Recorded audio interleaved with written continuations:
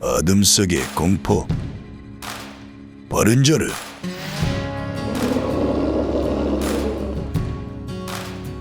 태양이 맹렬히 타오르고 바람은 비밀을 속삭이는 호주의 노던 테리토리 한가운데서 미스터리한 사건이 발생하고 있습니다.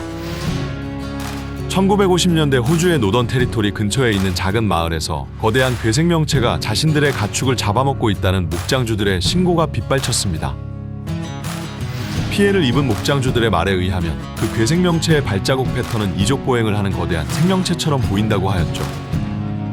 이처럼 미스터리한 가축 살해 사건이 빈번했던 노던 테리토리 주변에 위치한 마을 코베트에서 젊은 청년 헤이드는 자신의 아버지와 함께 소농장을 운영하고 있습니다. 그들의 하루는 매우 고됐습니다. 헤이드는 새벽부터 일어나 말과 소를 관리하였고 자신의 건강보다 가축들의 상태를 살피는 것이 항상 먼저였죠. 사실 헤이든과 그의 아버지가 관리하는 농장과 가축들은 과거 그들의 조상들이 힘들게 이뤄낸 농장이었으며 그들이 대대로 물려준 이 비옥한 땅과 가축은 깊은 의미를 갖고 있었습니다. 바람에 맞춰 우는 닭들의 울음소리와 오래된 판자의 삐걱거리는 소리가 농장에 울려 퍼지며 이들의 고된 하루는 매일 시작되었죠. 그들은 뙤약볕 아래서 울타리를 고쳤고 말들은 방목장에서 낑낑거리며 손질을 해줄 부드러운 손길을 기다렸으며 건장하고 강인한 소들은 먹을 것을 찾아 들판을 거녔습니다. 헤이든의 아버지 헨리는 평소 무뚝뚝한 성격이었지만 자신이 여태껏 쌓아온 경험과 지혜를 자신의 아들에게 전수해주려 부단히 노력하였습니다. 땀과 먼지 속에서 그들은 서로를 의지하며 위안을 얻었으며 밤에 내려온 수많은 별들을 바라보며 고된 삶에 잠시나마 여유를 찾았죠. 헤이든은 고작 24살이었지만 그의 얼굴에는 고된 노동의 흔적이 새겨져 있었고 손에는 거친 오지에서 살아온 삶의 상처가 고스란히 남아있었습니다. 활활 타오르는 모닥불 옆에서 그들은 수십 년에 걸친 이야기와 이 험난한 오지에서 가축을 길들인 조상들의 이야기를 나눴죠. 이렇게 평화로워 보이는 헤이든과 헨리에게 요즘 큰 걱정이 생겼습니다. 최근 주변 농장에서 일어나고 있는 가축 살해 사건으로 신경이 곤두서 있었죠. 어떤 이는 소들이 잔인하게 찢겨 죽었다고 하였고 어떤 이는 하룻밤 사이 수십 마리의 말들이 무언가에 의해 부서진 울타리 사이로 도망갔다고 하였죠. 왕래가 잦았던 사무엘이라는 농장주는 가축 살해 사건으로 인해 큰 손해를 입고 슬픔에 잠겨 술에 의지하며 산다고 하였습니다.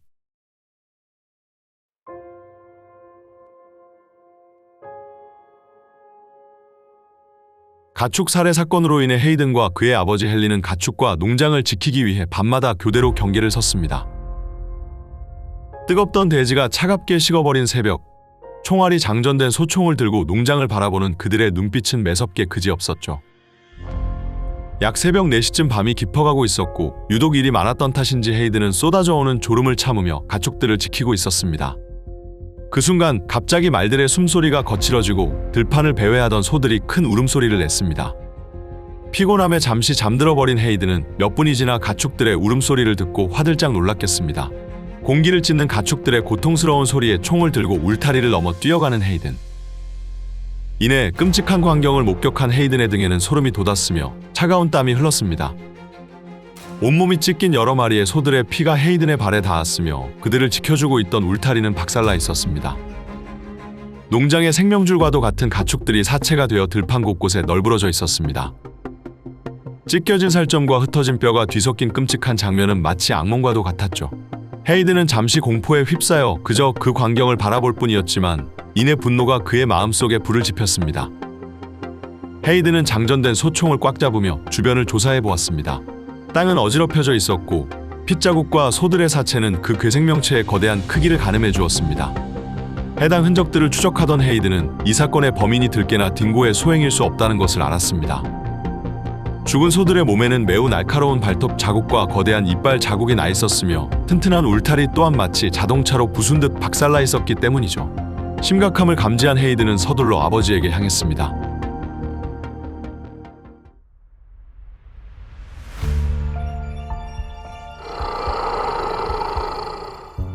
다음 날 아침, 새벽에 일어난 가축 살해 사건을 살펴보고 있는 헤이든과 그의 아버지 헨리. 우선 헨리와 헤이든은 주변 마을과 마찬가지로 경찰에 해당 사실을 신고하였습니다.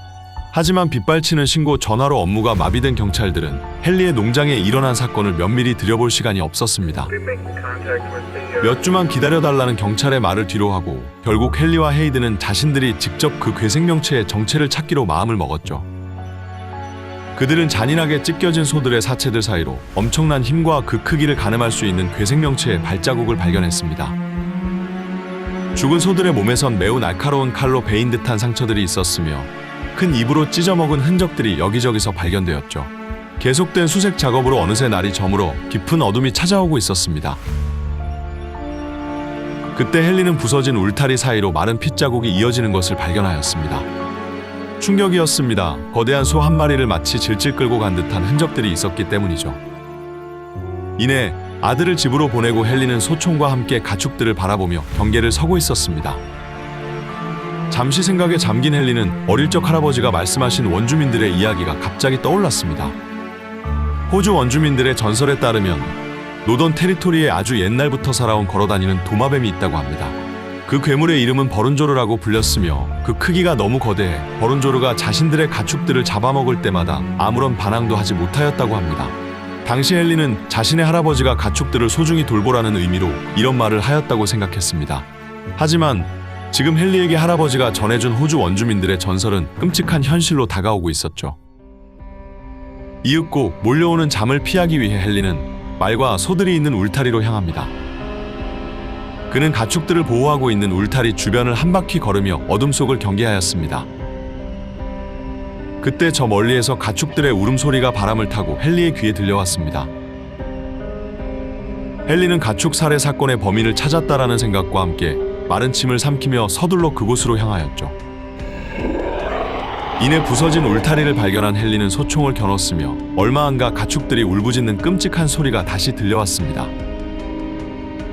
공포에 휩싸여 눈을 크게 뜬 채 도망가는 소를 뒤로하고 서둘러 뛰어가는 헨리. 끔찍한 울음소리와 점점 가까워질수록 소들의 사체 또한 하나둘씩 어둠 속에서 발견되었죠. 점점 가까워지는 가축들의 비명소리와 함께 어둠 속에서 거대한 형체를 가진 괴생명체의 실루엣이 보였습니다. 조심스럽게 소총을 겨누며 다가간 헨리는 그 괴생명체를 마주하곤 그 자리에서 돌처럼 굳어버렸습니다.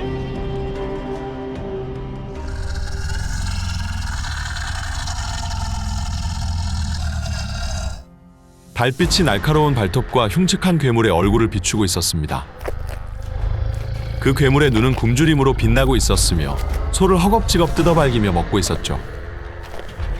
랜턴에 비친 그 괴생명체를 바라본 헨리는 자신이 꿈을 꾸는 것이 아닌지 의심하였습니다.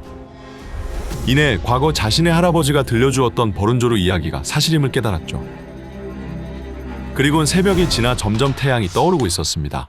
원주민들의 이야기 속 괴물 버룬조르의 실체가 점점 어둠 속에서 벗겨지고 있었죠. 소의 사체와 비교하여 어림잡아 그 괴물의 길이는 6m나 돼 보였으며 발부터 머리까지의 높이는 약 2.7m 정도 돼 보였습니다. 또한 이 괴물은 나처럼 생긴 발톱으로 소를 꽉 붙잡고 거침없이 살점을 먹고 있었죠. 소름 돋는 눈알은 이따금씩 주변을 훑었고 뾰족한 주둥이에 묻은 피와 살점은 버룬조르의 잔인함을 보여주었습니다. 헨리는 소총을 들어올려 버룬조르를 쏴 죽일 생각조차 못하였습니다. 그도 그럴 것이 길이가 6m나 돼 보이는 이 거대한 괴생명체를 실제로 마주한다면 그 누구라도 당황해 패닉에 빠질 수 있었기 때문이죠. 실제로 야생에서 호랑이나 사자와 같은 거대한 맹수를 만나면 사람은 본능적으로 얼어붙는다고 합니다. 더군다나 숙련된 군인이나 사냥꾼이 아니었던 헨리에게 이와 같은 상황에서 침착하게 용기를 내어 총을 쏘기란 쉽지 않은 선택이었습니다. 헨리는 멍하니 버룬조르를 바라보다 정신을 차리고 자신의 집으로 서둘러 향하였습니다. 시간이 지나 헨리는 자신이 목격한 버룬조르의 생김새와 특징을 경찰에게 설명하였습니다. 만약 공룡이 지금까지 살아있었다면 제가 본 그것은 공룡일 겁니다. 날카로운 이빨과 도마뱀 같은 머리를 가졌고 캥거루처럼 두 발로 서 있었으며 긴 꼬리가 있었습니다. 몸의 길이 또한 6m 정도 돼 보였죠. 특이한 것은 낫같이 날카로운 발톱이 손에 있었으며 그것을 무기처럼 사용하기도 하고 먹잇감을 붙잡기도 하였습니다. 헨리의 설명은 매우 구체적이었으며 특히 버룬조르가 남긴 발자국은 그가 근거 없는 미친 소리를 하는 것이 아님을 증명하였죠. 그 발자국은 캥거루나 거대한 조류의 것이 아님이 틀림없었습니다. 허나 경찰과 대부분의 동물학자들은 헨리의 말을 들어보려고 하지 않았습니다. 그가 말한 발자국과 흔적들은 조작된 것이라고 설명하였으며 헨리가 막대한 보상금을 챙기기 위해 거짓으로 꾸민 일이라고 치부하였습니다. 또한 애석하게도 헨리의 버룬조르 목격 사건 이후 버룬조르는 한동안 그 모습을 비추지 않았다고 합니다. 오늘 소개드린 호주의 공룡 버룬조르는 호주 원주민들의 전설과 1900년대 여러 목격담과 자료들을 참고하여 재구성한 이야기입니다. 버룬조르는 크립티드임에도 불구하고 호주의 원주민들의 전승에서도 소개되었죠. 그들은 버룬조르를 소와 캥거루를 잡아먹은 거대한 야행성 파충류 생물로 묘사하였습니다. 그들의 예술품에선 앞다리와 큰 입을 가진 이족 보행 형태의 생물이 관찰되었으며 분명 이것은 캥거루와 그 생김새가 명확하게 달랐죠. 또한 1900년대에 호주의 오지 전역에서 버룬조르로 의심되는 발자국이 발견되었다고 합니다. 해당 발자국은 직경이 80cm에서 90cm인 3개의 거대한 발가락이 있었다고 하였죠. 또한 1950년대 호주의 농장 주인들로부터 두 발로 걷고 비늘이 달린 대형 생물이 자신들의 가축을 잡아먹고 있다고 제보하였으며 1985년엔 한 가족이 로퍼 리버로 여행하던 중 깃털로 뒤덮인 6m 길이의 괴물을 보았다고 설명하였습니다. 호주의 원주민들의 이야기부터 비교적 최근인 1900년대까지 보고된 버룬조르의 정체는 무엇일까요? 그것은 실제로 존재하였을까요? 오늘의 괴물 이야기, 어둠 속의 공포, 버룬조르였습니다.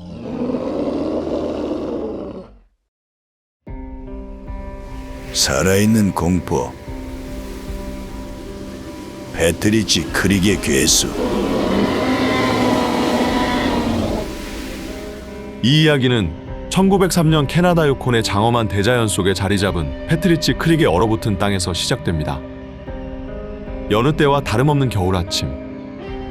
서리가 내려앉고 나무 냄새가 자욱한 사냥꾼의 오두막에서 캐나다의 숙련된 사냥꾼 휴고 어빈과 제이스 데이비드는 무스 사냥을 준비하고 있습니다. 그들은 사나운 눈폭풍이 불고 있는 얼어붙은 숲으로 들어가기 전 따뜻한 불을 쬐며 소총을 정비하고 있었죠. 사냥꾼 휴고 어빈이 찢어지는 추위에 얼어버린 문을 힘차게 열었고 그들의 무스 사냥이 드디어 시작되었습니다. 패트리치 크릭의 차가운 숨결은 매서웠고 고요하였습니다. 그들은 가끔씩 멀리서 울려오는 늑대들의 울부짖음을 경계하며 계속 앞으로 향하였죠. 사냥에 대한 설렘과 스릴로 가슴이 벅차오른 휴고와 제이스는 눈 덮인 숲속 깊은 곳으로 들어가 바닥을 훑으며 무스의 흔적을 찾아 나섰습니다. 돌처럼 단단하게 얼어붙은 강을 건너가고 있었던 그때 사냥꾼 휴고의 귀에 섬뜩한 메아리가 숲속에서 들려왔습니다. 휴고는 잠깐 당황하여 숲속을 바라보았지만 그곳엔 아무것도 없었습니다. 이에 사냥꾼 제이스는 방금 그 소리는 단순한 바람소리라며 휴고를 놀려댔죠. 이후 무스가 자주 목격되는 장소에 도착한 휴고와 제이스는 그곳에 임시 캠프를 차리고 몸을 녹이고 있습니다. 이번 무스 사냥은 유독 날씨가 안 좋아 고생할 것 같다며 툴툴거리는 제이스를 뒤로하고 휴고는 눈이 덮인 산맥을 지그시 바라보며 과거 자신의 아버지와 나섰던 무스 사냥을 회상하고 있습니다. 어렸을 적부터 휴고는 아버지와 자주 사냥을 나섰으며 그에게 사냥은 단순한 의미가 아닌 아버지와의 소중한 추억이었습니다.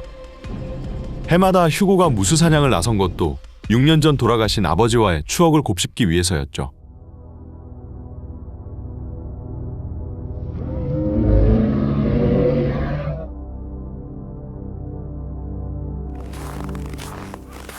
몇십 분 후 충분히 몸을 녹인 휴고와 제이스는 자리를 박차고 일어나 무스를 추적하기 위해 캠프를 떠납니다. 얼마 안가 사냥꾼 제이스는 눈밭에 있는 무스의 발자국과 흔적을 발견합니다.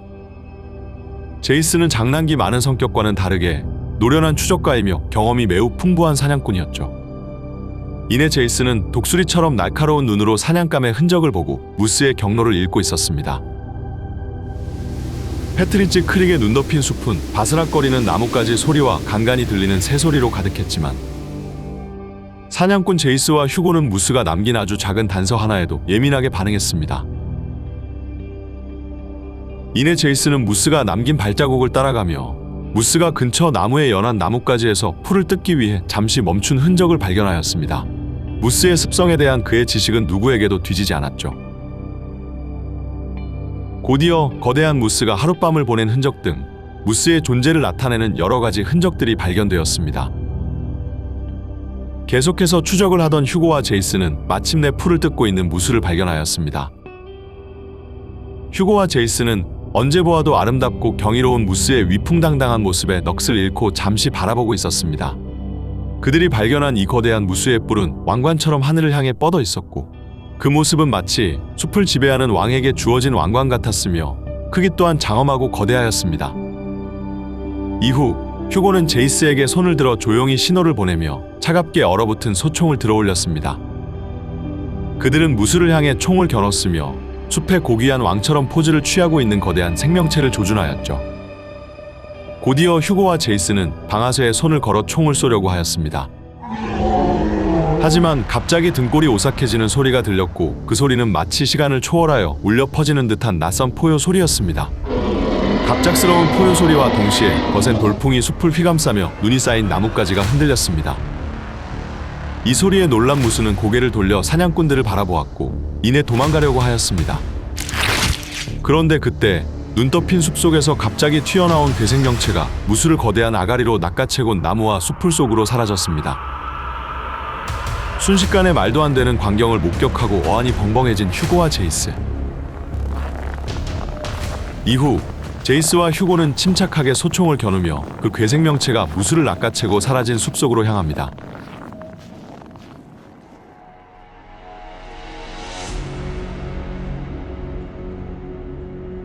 눈이 덮인 땅에는 거대한 꼬리 자국이 나 있었으며 그 괴생명체가 남긴 발자국은 한 번도 본 적 없는 동물의 것이었습니다. 이내 나무가 우거진 눈 덮인 곳에서 무언가 사냥감을 개걸스럽게 뜯어먹는 소리가 들려왔습니다. 휴고는 침을 삼키며 제이스와 함께 소총을 겨누고 조심스럽게 그곳으로 향했죠. 수많은 나뭇가지를 헤치고 마침내 그들은 이제껏 본 적 없는 생명체를 목격했습니다. 이 경이로운 거대한 괴생명체는 과거 육식 공룡처럼 생겼으며 3마리나 되는 무스를 한 번에 포식하고 있었습니다. 그것은 거대한 주둥이를 가졌고 갈색 털이 있었으며 꼬리 또한 매우 굵고 길었습니다. 제이스는 사냥꾼의 눈으로 그 괴생명체의 크기를 가늠해 보았죠.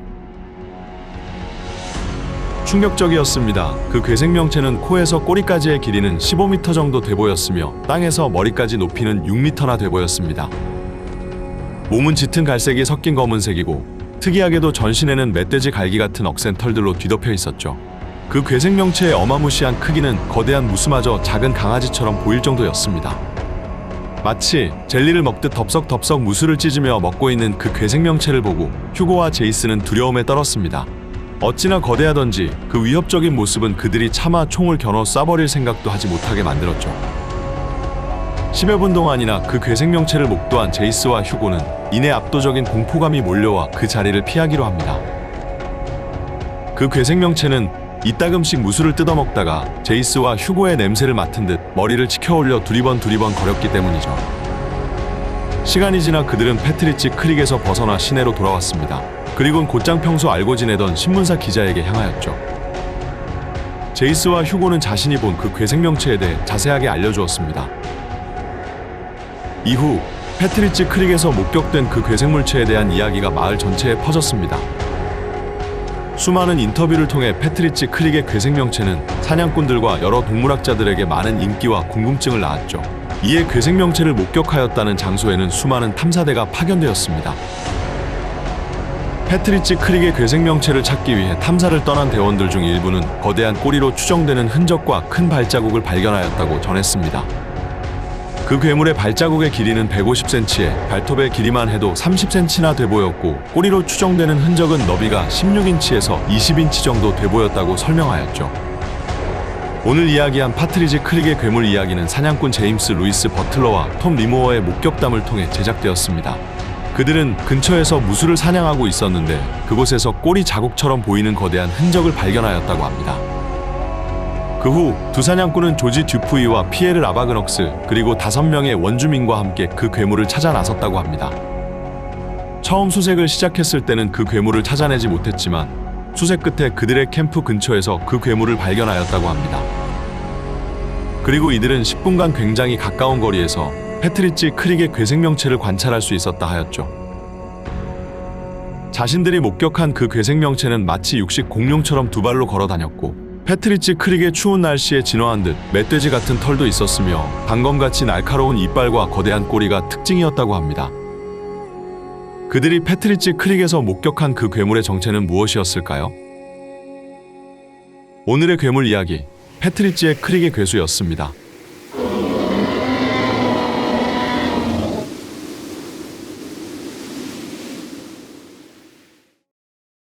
코끼리를 꿰뚫는 자, 에멜라 은투카. 1912년 미국의 한 탐험대가 아직 밝혀지지 않은 신비로운 동식물들을 연구하기 위해 콩고의 정글 깊숙한 곳으로 탐험을 떠났습니다. 이들은 저명한 고고학자와 모험을 즐기는 탐험가들로 이루어졌으며 울창한 정글 속에 숨겨진 비밀을 밝히고자 하는 호기심이 많은 사람들이 대부분이었죠. 콩고는 이국적인 동식물이 가득한 마법의 땅이었기에 이들의 여정은 설렘과 두려움으로 가득했습니다. 콩고에 도착한 탐험대는 밀림 한가운데로 깊숙이 들어갔습니다. 그들은 습한 공기와 진한 흙냄새를 들이마시며 거친 야생을 탐험하였죠. 특히 탐험대원들 중 모험가 에버슨 앤더슨은 콩고 원주민들의 삶과 그들의 생활 방식에 대해 큰 관심을 보였습니다. 날이 지날수록 에버슨의 탐험대원들은 열대 조류부터 찾기 힘든 영장류까지 경이로운 생명체들을 만났으며 이 신비로운 생명체들은 콩고의 광활한 야생을 더욱 풍성하게 만들었습니다. 시간이 지나 계속된 탐험으로 피로가 누적되고 있었던 그때 우거진 수풀에서 사람들의 말소리가 들려왔습니다. 그들이 말하는 언어를 알아들을 수 있는 탐험대원은 아무도 없었습니다. 탐험가 에버슨은 용기를 내어 소리가 나는 쪽으로 향합니다. 이윽고 수풀을 헤치자 얼굴에 신비로운 문양이 있는 콩고의 한 부족 전사들과 조우하게 됩니다. 이내 에버슨은 자신이 가지고 있는 물과 빵 등을 건네며 호의적인 태도를 취했습니다. 그는 이 전사들을 통해 콩고 부족의 문화를 자세히 들여다보고 싶었기 때문이죠. 에버슨과 부족의 전사들은 몇십 분 동안 손짓 발짓을 모두 써가며 대화를 나누고 있었습니다. 서로 정확한 뜻을 전달할 순 없었지만 미지의 부족 전사들은 에버슨의 호의에 감사를 표하곤 그의 탐험대를 마을로 초대합니다. 부족 전사들의 따라오라는 손짓에 에버슨은 미소를 지으며 그의 탐험대를 불러 밀림 속으로 더욱 깊게 들어갑니다.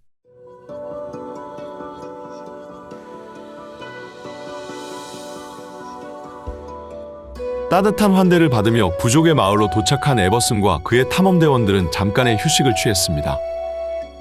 그들은 자신들을 볼링고 부족이라고 소개하였습니다. 볼링고의 뜻은 사랑하는 사람들이라고 전했으며 그들은 부족의 깊은 신념에 따라 낯선 외지인들을 따뜻한 환대로 맞이해준 것이었죠. 에버슨과 볼링고 부족민들은 언어의 장벽에도 불구하고 몸짓과 몇 가지 기본적인 단어로 소통하며 유대감을 형성했습니다. 탐험대원들은 진흙과 지프로 지은 집들로 둘러싸인 마을 광장에 초대되었고 볼링고 부족의 공예품과 그들의 장인정신을 엿볼 수 있었습니다. 하루가 몇 주가 지나고 탐험대원들은 볼링고 부족민들과 함께 생활하면서 그들의 생활 방식에 푹 빠져들었습니다. 특히 탐험가 에버슨은 볼링고 부족민들과 적극적으로 대화하며 그들만이 가지고 있는 신비한 이야기를 찾기 위해 애썼습니다. 이윽고 에버슨은 볼링고 부족의 부족장에게 다양한 이야기를 전해들을 수 있었습니다. 온갖 풍파를 겪은 부족의 조상에 대한 이야기와 볼링고 부족의 신화, 그리고 대대로 전해 내려오는 신성한 전통에 대해 전해 들을 수 있었죠. 특히 그들은 어떤 생명체에 관해 진지하게 조언하였는데 그것을 본다면 호기심에 다가가지 말고 도망치라고 하였죠. 그 생명체의 이름은 에멜라 은투카이며 이름의 의미는 코끼리를 꿰뚫은 자라고 하였습니다. 에멜라 은투카는 수컷 코끼리보다 조금 더 거대한 몸집에 길고 육중한 꼬리가 있으며 코에는 긴 뿔 하나가 달려있다고 설명하였죠. 특히 나무 기둥같이 굵고 강한 다리로 매우 빠른 속도로 돌진한다고 전하였습니다. 콧김 소리는 마치 천둥처럼 쿠르릉대니 만약 밀림에서 갑자기 이 소리가 들리면 그 주변에서 멀리 도망가라 하였죠. 볼링고 부족 전사들은 매우 진지하게 에멜라 은투카에 대해 설명하였으며 에버슨은 이 생명체에 대한 이야기가 설화나 신화 따위가 아님을 직감적으로 깨달았습니다.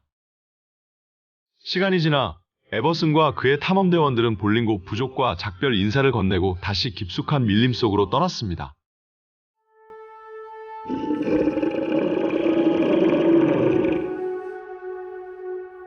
탐험가 에버슨은 에멜라 은투카의 이야기를 머릿속으로 되뇌이며 말도 없이 밀림을 탐험하였습니다. 폭포와 반짝이는 강을 건너고 거친 숲을 어루만지며 에버슨 일행은 계속해서 앞으로 나아갔습니다. 그러던 어느 날 베이스 캠프에서 휴식을 취하고 있던 에버슨은 탐험대원들의 비명소리를 듣고 달려나갑니다. 이후 에버슨은 매우 충격적인 것을 목격합니다. 거대한 아프리카 숲코끼리가 배에 큰 구멍이 뚫려 숨을 헐떡거리고 죽어가고 있었죠. 이내 탐험대원들은 공포에 휩싸였습니다. 아프리카 숲코끼리에게 이 정도의 치명상을 남길 정도의 괴생명체라면 그 크기는 매우 거대할 것이며 자신들도 안전하지 않을 수 있다고 생각하였기 때문이죠. 또한 코끼리는 공격당한 지 몇십 분도 안 돼 보였고 그 괴생명체가 베이스 캠프 주변에 있을 수 있었습니다. 이에 에버슨은 아쉬운 감정을 뒤로하고 탐험대원들과 베이스 캠프로 향하여 서둘러 떠날 채비를 하였죠. 그 순간 쿠르릉하며 천둥 같은 소리가 숲속을 가득 메웠습니다. 에버슨은 두려움과 동시에 설레는 감정을 느꼈습니다. 그 소리는 볼링고 부족 전사들이 말한 에멜라 은투카의 콧김 소리와 똑같았기 때문이죠. 다른 탐험대원들은 그 소리를 듣고 겁에 질려 도망친 사이 호기심을 이기지 못한 에버슨은 소리가 나는 우거진 숲풀 사이로 향하였습니다. 그리곤 경악을 금치 못할 신비한 광경을 마주하게 되었죠. 강룡류 공룡처럼 코에 거대한 뿔을 가진 괴생명체가 우레와 같은 포효와 함께 자신의 영역을 침범한 코끼리 무리를 향해 돌진하고 있었습니다. 그것을 목격한 에버슨은 볼링고 부족이 설명한 에멜라 은투카가 실제하였음에 감탄하였습니다. 뿔이 달린 머리는 높이 치켜들고 있었고 거대하고 육중한 덩치 때문에 땅이 흔들렸습니다. 에버슨은 몇 분 동안이나 에멜라 은투카를 관찰하였고 그것의 특징과 움직임을 하나하나를 세심하게 포착하여 기록으로 남겼습니다. 코에는 거대한 뿔이 있었고 회갈색의 악어 같은 피부를 가졌으며 거대한 꼬리가 있었습니다. 성격 또한 매우 예민하고 사나워 보였죠. 이후 에버슨은 다시 밀림 속으로 사라지는 에멜라 은투카를 마지막까지 바라보곤 이내 자신의 탐험대원들과 합류하기 위해 자리를 떴습니다. 신비한 생명체를 계속 따라가고 싶었지만 수많은 위험이 도사리는 정글에서 팀원들과 함께하지 않을 수는 없었기 때문이죠. 이후 에버슨은 탐험대원들에게 자신이 목격한 생명체에 대해 설명하였습니다. 에버슨과 탐험대원들은 에멜라 은투카가 멸종된 것으로 여겨졌던 공룡과 매우 가깝게 생겼으며 과거의 역사를 실제로 들여다볼 수 있는 신비한 생명체라고 생각하였죠. 시간이 지나 미국으로 돌아온 에버슨은 자신이 목격한 에멜라 은투카에 대해 책과 인터뷰를 통해 세상에 알렸습니다. 에버슨의 목격담은 세계 각지의 탐험가들에게 전달되었으며 탐험가들이 길들여지지 않은 깊은 곳에 숨겨진 경이로움을 찾아 나서도록 큰 영감을 주었습니다. 이번 괴물 이야기 에멜라 은투카는 1954년 리코알라 조사관 루시앙 블랑쿠가 저술한 맘말리아 저널에 실린 기사에서 처음으로 언급되었습니다. 그는 에멜라 은투카가 콩고의 리코알라 늪지대에 서식한다고 말했습니다. 또한 모켈레 은벤베가 하마를 증오하기로 유명한 것처럼 에멜라 은투카는 코끼리와 물소를 죽인다는 사실을 처음 언급한 사람입니다. 두 괴생명체 모두 초식동물인 것으로 추정되지만 자신의 영역을 침범하는 것을 극도로 경계하는 것으로 알려져 있습니다. 이러한 이유로 피그미 부족들은 다른 어떤 위험한 동물보다 에멜라 은투카를 가장 두려워한다 라고 말하였다 합니다. 과연 이들이 본 에멜라 은투카는 무엇이었을까요? 오늘의 괴물 이야기 코끼리를 꿰뚫는 자 에멜라 은투카였습니다.